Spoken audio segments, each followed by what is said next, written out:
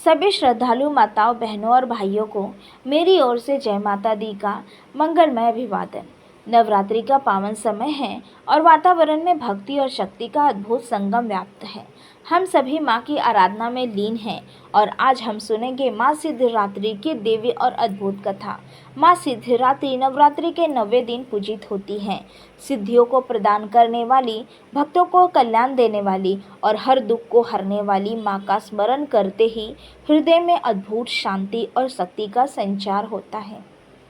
कहते हैं कि इस दिन उपवास करने और श्रद्धा से माँ की आराधना करने से समस्त मनोकामनाएं पूर्ण होती हैं और भक्त को अलौकिक सिद्धियों की प्राप्ति होती है।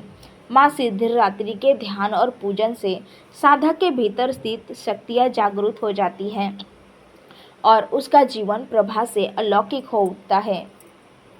पौराणिक कथा के अनुसार जब सृष्टि की रचना का समय आया तब भगवान शिव ने आदि शक्ति माँ दुर्गा की आराधना की। वे चाहते थे कि समस्त जगत का कल्याण हो और सभी का धर्म का मार्ग मिले। सभी माँ दुर्गा ने सिद्धिरात्रि स्वरूप में प्रकट होकर भगवान शिव जी को अष्ट सिद्धियाँ प्रदान की। ये 8 सिद्धियाँ हैं: अनिमा, महिमा, गरिमा, लघिमा, प्राप्ति, प्रकाम्य, ईशितत्व और वशित्व। जब भगवान शिव जी ने इन सिद्धियों की प्राप्ति की तब वे अर्धनारीश्वर के रूप में प्रकट हुए। इस रूप में उनका आधा अंग पुरुष का और आधा स्त्री का था। इसका अर्थ यह था कि स्त्री और पुरुष दोनों का एक ही रूप में एकत्व है और दोनों मिलकर ही सृष्टि का संतुलन बनाते हैं। माँ सिद्धिरात्रि ने ही जगत को यह ज्ञान दिया कि शांति और शिव का संगम, शक्ति और शिव का संगम ही जीवन और सृष्टि की धुरी है। एक कथा यह भी है कि जब देवताओं और असुरों ने समुद्र मंथन किया तो उसमें अमृत और अनेक रत्न निकले।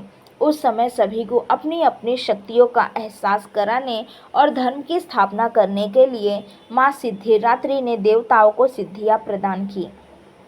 इन्हीं सिद्धियों के बल पर देवताओं ने असुरों पर विजय प्राप्त की और संसार में धर्म की स्थापना की।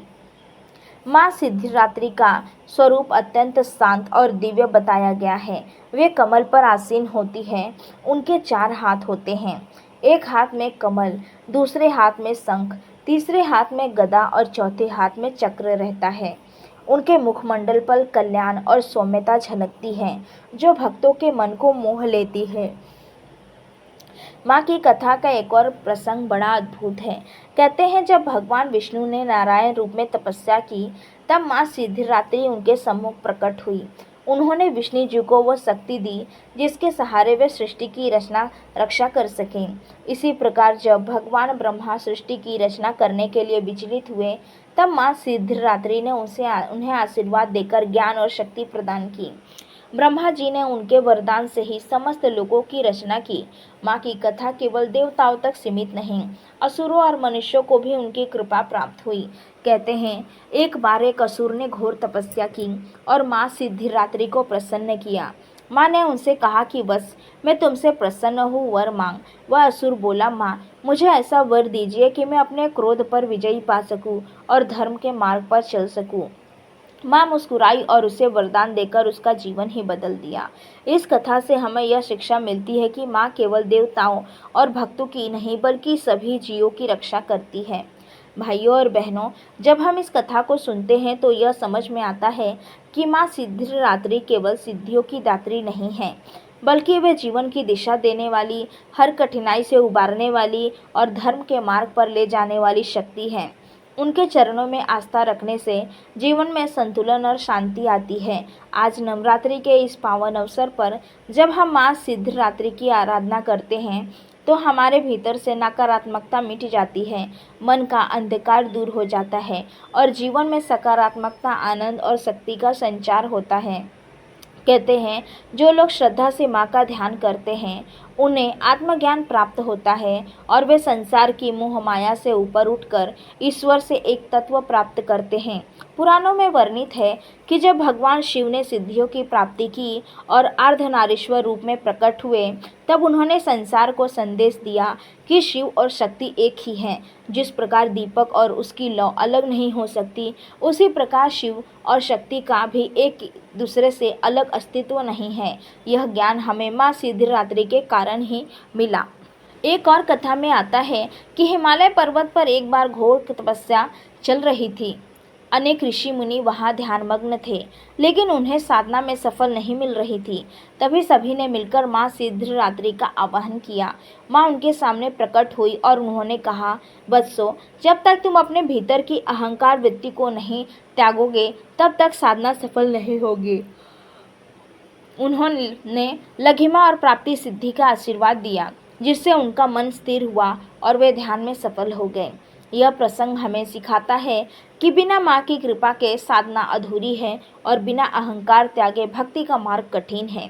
माँ सिद्धिदात्री केवल सिद्धियाँ ही नहीं देती, बल्कि वे भक्तों को भक्ति या का सच्चा अर्थ भी समझाती है।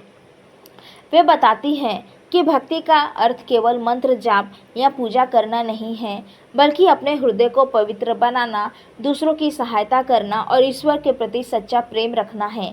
अब हम जानेंगे कि माँ सिद्धिदात्री की पूजा विधि कैसी होनी चाहिए। नवरात्रि के 9वें दिन प्रातःकाल स्नान कर शुद्ध वस्त्र धारण करने चाहिए। पूजा स्थल को स्वच्छ कर वहां माँ की प्रतिमा या चित्र स्थापित करें। सबसे पहले कलश स्थापना करें, फिर माँ को अक्षत, फूल, चंदन और धूप दीप अर्पित करें। माँ को सिंदूर, वस्त्र और श्रृंगार का सामान चढ़ाना अत्यंत शुभ माना जाता है। उसके बाद माँ की कथा और स्तुति का पाठ करें। माँ का ध्यान करते समय यह मंत्र विशेष रूप से जप करना चाहिए। ओम हैं क्लीं सिद्धिदात्रे नमः। इस मंत्र का जप करने से सिद्धियाँ प्राप्त होती है और जीवन की बाधाएं दूर होती है। पूजा के अंत में माँ को नैवेद्य अर्पित करें और आरती करें। आरती करते समय दीपक की लौ माँ के चरणों से आरंभ कर धीरे धीरे ऊपर तक ले जाएं। कहते हैं इस दिन कन्याओं को भोजन कराना और उन्हें उपहार देना विशेष रूप से शुभ होता है। 9 कन्याओं को भोजन कराकर उनके चरण स्पर्श करने से माँ सिद्धिदात्री प्रसन्न होती है और घर में सुख समृद्धि का वास होता है। अब बात करें माँ की आराधना के फल की। जो भक्त श्रद्धा और भक्ति से माँ की पूजा करते हैं, उनके सभी कष्ट दूर हो जाते हैं, मन की शांति प्राप्त होती है और जीवन में हर एक कार्य सफल होता है। साधक को अलौकिक सिद्धियां प्राप्त होती हैं और वह आत्मिक रूप से ऊंचाई को छूता है। भक्त के जीवन में भय, संशय और दुख समाप्त हो जाते हैं और वह धर्म के मार्ग पर चलकर मोक्ष की ओर अग्रसर होता है। माँ सिद्धिदात्री की यह कथा हमें यह भी सिखाती है कि यदि जीवन में हमें कठिनाइयाँ मिलें तो हमें धैर्य और भक्ति के सहारे आगे बढ़ना चाहिए। जब तक हम अपने भीतर नकारात्मक विचारों को स्थान देंगे, तब तक हम माँ की कृपा को पूर्ण रूप से अनुभव नहीं कर पाएंगे। लेकिन जैसे ही हम श्रद्धा और विश्वास से माँ का स्मरण करेंगे, माँ हमें राह दिखाएंगी और हर संकट से निकाल देंगी। अंत में प्यारे श्रोतागण, यही निवेदन है कि आज के इस पावन दिन पर हम सभी मिलकर माँ सिद्धिदात्री का ध्यान करें, उनका नाम स्मरण करें और अपने जीवन को भक्ति से अलौकिक करें। माँ की कृपा से आपके जीवन में सुख, शांति, समृद्धि और सिद्धि का वास हो। आप सबकी मनोकामनाएं पूर्ण हो और आपके घर परिवार में हमेशा मंगल का वातावरण बना रहे। जय माँ सिद्धिदात्री। प्रिय भक्तजनों, माँ सिद्धिदात्री की यह पावन कथा सुनने के लिए आप सभी का हृदय से धन्यवाद।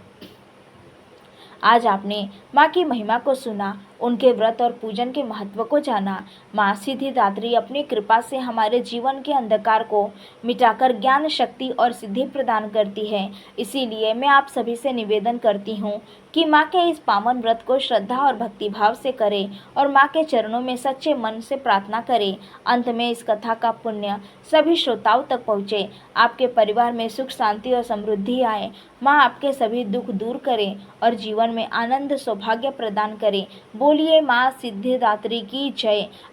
अगर आपको ये कथा पसंद आई हो तो कृपया इस वीडियो को लाइक करें, अपने मित्रों और परिवारजनों के साथ शेयर करें, ताकि माँ की महिमा और अधिक लोगों तक पहुँचे। और ऐसी ही धार्मिक और प्रेरणादायक वीडियो पाने के लिए हमारे चैनल को सब्सक्राइब करना न भूलें। आपका एक एक सहयोग हमें और भी भक्ति भाव से आप तक नई कथा पहुँचाने की प्रेरणा देता है।